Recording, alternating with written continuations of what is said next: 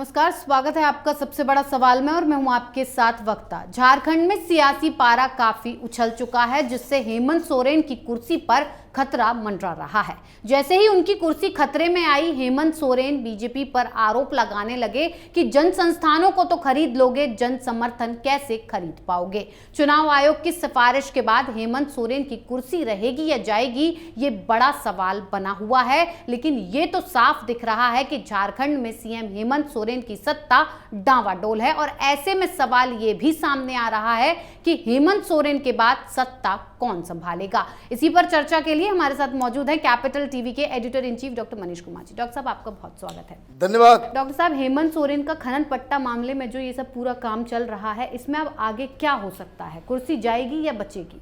देखिए, election commission ये तय करता है कि आपकी विधायकी रहेगी या नहीं रहेगी। तो विधायकी तो गई जी। वो तो किस्मत थोड़ी सी अच्छी है कि गवर्नर साहब रांची में नहीं थे, उनको आने में टाइम लगा, नहीं तो कल शाम में ही टाटा बाय बाय। जी। जाना तो था ही।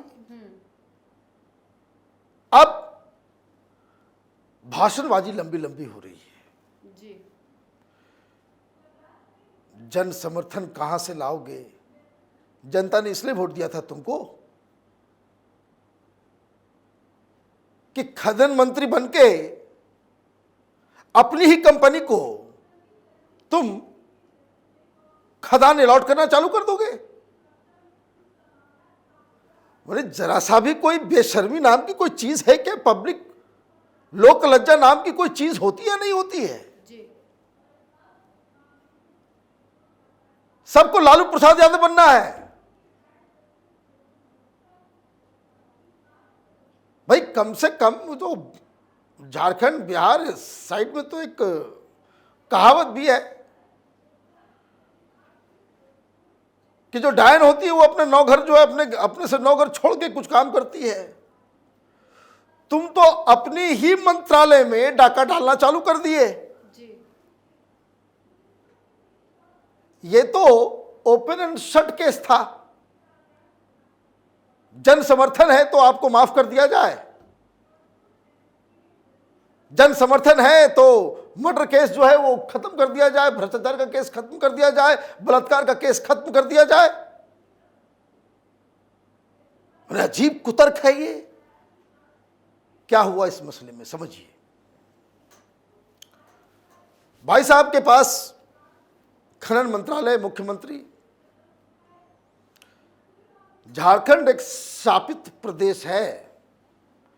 ऐसे ऐसे लोगों ने वहां पे राज किया है, चाहे वो बीजेपी का हो, चाहे वो झारखंड मुक्ति मोर्चा का हो, जिसने विनाश के अलावा कुछ नहीं किया। दिस स्टेट है सच एन, उसको कह सकते कि पोटेंशियल का खजाना है,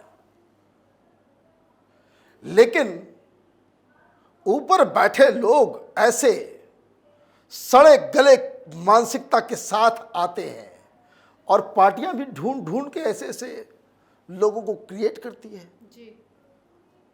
अब बन तो गए, अचानक से खबर आई कि भाई इन्होंने अपनी ही कंपनी को, दोस्तों सब जुड़ा हुआ है उसमें जो है अलॉट कर दिया। मामला हाईकोर्ट पहुंच गया। हाईकोर्ट पहुंच गया तो हाईकोर्ट ने बुलाया, तलब किया। जब यह खुलासा हुआ तो कोर्ट के अंदर इनके वकील जाके कहते कि भाई वो हमने खत्म कर दिया। जी। मतलब जैसे ही बवाल मचा तो जो लीज दी गई थी उसको कैंसिल कर दिया। जी।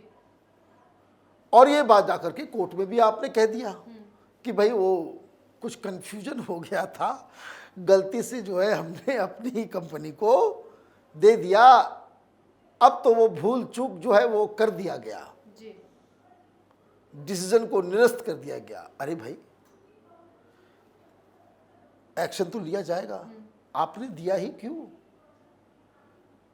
You have committed a crime. ये तो कानून के हिसाब से चलेगा ना। जी। आपके हिसाब से तो नहीं चलेगा। क्या आप किसी की पिटाई कर दें उसके बाद सॉरी बोल दें तो सब कुछ राफ साफ हो जाएगा? ऐसा तो होगा नहीं। तो हाई कोर्ट ने वही काम किया जो काम करना चाहिए, भाई भेज दिया इलेक्शन कमीशन के पास जी।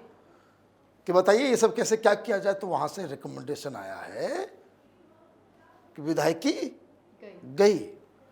अब गवर्नर को फैसला लेना है कि भाई कैसे। वो तो गवर्नर साहब कहीं और थे, भागे भागे रांची आए, तो इनका जाना तो बिल्कुल तय है। लेकिन अब ये चले गए तो खबर आ गई कौन होगा इसका अगला सीएम। जी अगला सीएम कौन होगा।